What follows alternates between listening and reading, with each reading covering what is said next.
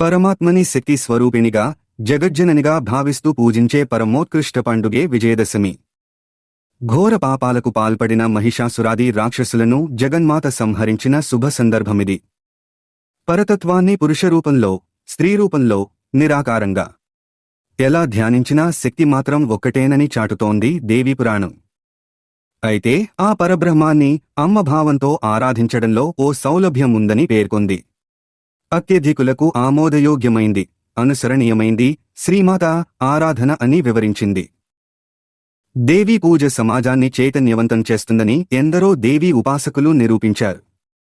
అయితే ఆశ్వయుజ మాసంలో ఆ స్త్రీశక్తి రూపాన్ని 9 దేవతామూర్తులుగా విభజించుకుని శైలపుత్రి, బ్రహ్మచారిణి, చండిక, కుష్మాండ, స్కందమాత, కాత్యాయని, కాళరాత్రి, మహాగౌరి, సిద్ధిధాత్రి లేదా మహిషాసుర మర్దిని దేవి అనే నామాలతో 9 రోజులు పూజించి ఆ దేవిని ప్రసన్నం చేసుకోవటం సంప్రదాయం. అమ్మవారి వైభవాన్ని విశేషంగా స్మరించుకునే పర్వదినమే విజయదశమి. ఇక్కడ విజయం అంటే లౌకికమైన గెలుపు మాత్రమే కాదు, అంతఃశత్రువులపై ఆధిపత్యాన్ని సాధించటం అసలైన విజయం. ఆ జగద్ధాత్రి విజయరూపిణిగా మనకు సకల జయాలను ప్రసాదిస్తుంది. అసలు దుర్గాదేవి ఆవిర్భవించిన ఆశ్వయుజమాసం విజయ పరంపరకు ఆలవాలం.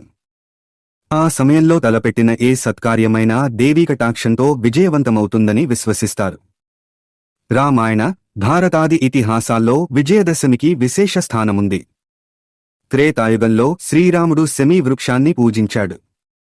ద్వాపరయుగంలో అర్జునుడు కూడా శమీవృక్ష పూజతో విజయాన్ని కైవసం చేసుకున్నాడు.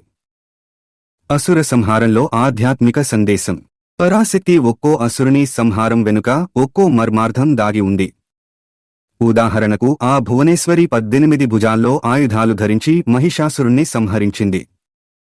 మహిషాసుర మర్దినిగా పూజలందుకుంది. పురాణాల్లోని ఈ కథను మన జీవితాలకు అన్వయించుకుంటే అందులోని ఆధ్యాత్మిక సందేశం అర్థమవుతుంది. మనిషిలోని దానవత్వానికి 18 దుర్గుణాలకు ప్రతీకే మహిషాసురుడు.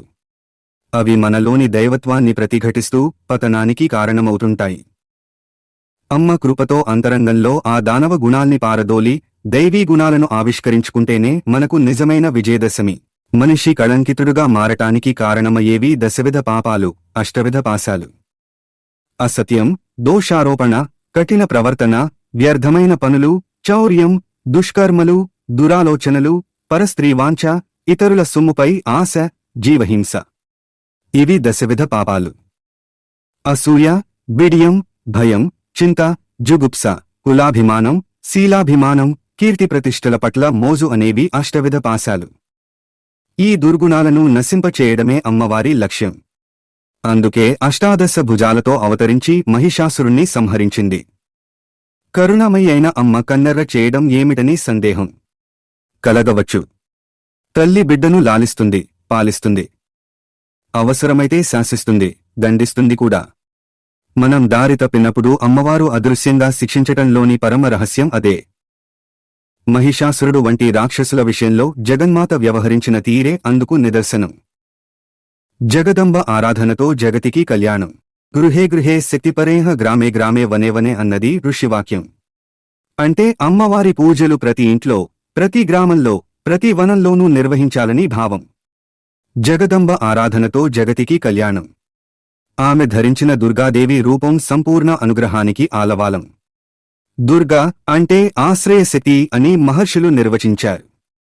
అలాగే ఆ దేవిని తారిణీ శక్తిగా, కష్టాల సముద్రాన్ని దాటించగల శక్తి అభివర్ణించారు.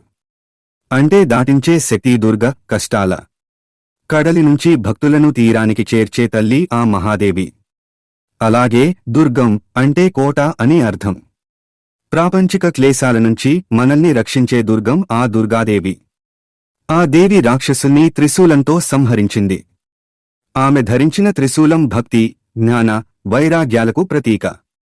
మనలోని కామక్రోధలోభ, మోహ, మద, మాత్సర్యాలనే అసురులను, భక్తి, జ్ఞాన, వైరాగ్యాలనే 3 శూలాలతో రూపుమాపాలని ఆ సంహరణలో సందేశం. దుర్గా నామాన్ని సదా స్మరించేవారికి ఆపదలు తొలగిపోతాయని దేవీ మాహాత్మ్యం పేర్కొంది. అందరికీ విజయదశమి శుభాకాంక్షలు. ఓం శ్రీ మాత్రే నమః.